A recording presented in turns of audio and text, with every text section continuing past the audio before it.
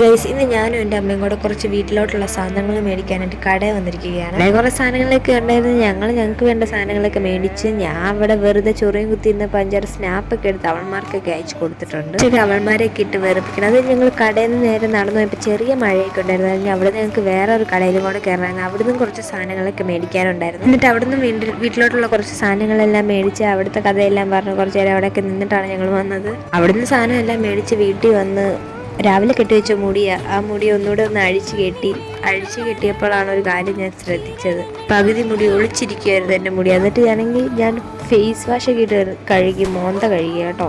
ഇത് ഡം ഡോക്ടറിൻ്റെ 2% സാൽസിലിക്. എനിക്ക് ഈ ഫേസ് വാഷ് നല്ല ഫേസ് വാഷാണ്. പിമ്പിൾസ് ഒക്കെ പോകാൻ കുറച്ച് നല്ലതാണ്.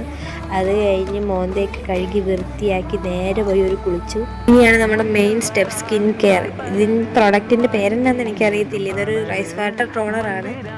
നമ്മളൊരു ഒച്ചിൻ്റെ സംഭവിപ്പിക്കുന്നതുകൊണ്ട് ഈ ടോണർ എന്തെങ്കിലും ഒരു ടോണർ ഉറപ്പായിട്ട് അപ്ലൈ ചെയ്തിരിക്കണം. ഇതാണ് സ്നെയിൽ മ്യൂസിയം.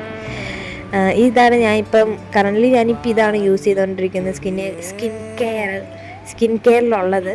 ഇത് യൂസ് ചെയ്തിട്ട് റിസൾട്ട് ഉണ്ടോ ഇല്ലയോ എന്ന് ഞാൻ പറയാം. ഇത് 50% നിയാസിനമൈഡ് കോസ്മെറ്റിക്സിൻ്റെ ഒരു സംഭവമാണ്. ഇത് ഉപയോഗിച്ചിട്ട് എങ്ങനെയുണ്ടെന്ന് ഞാൻ ഹോണസ്റ്റ് റിവ്യൂ പറയുന്നതായിരിക്കും. ഇതെല്ലാം ഉപയോഗിക്കാൻ ഞാൻ ജസ്റ്റ് സ്റ്റാർട്ട് ചെയ്തിട്ടേ ഉള്ളൂ.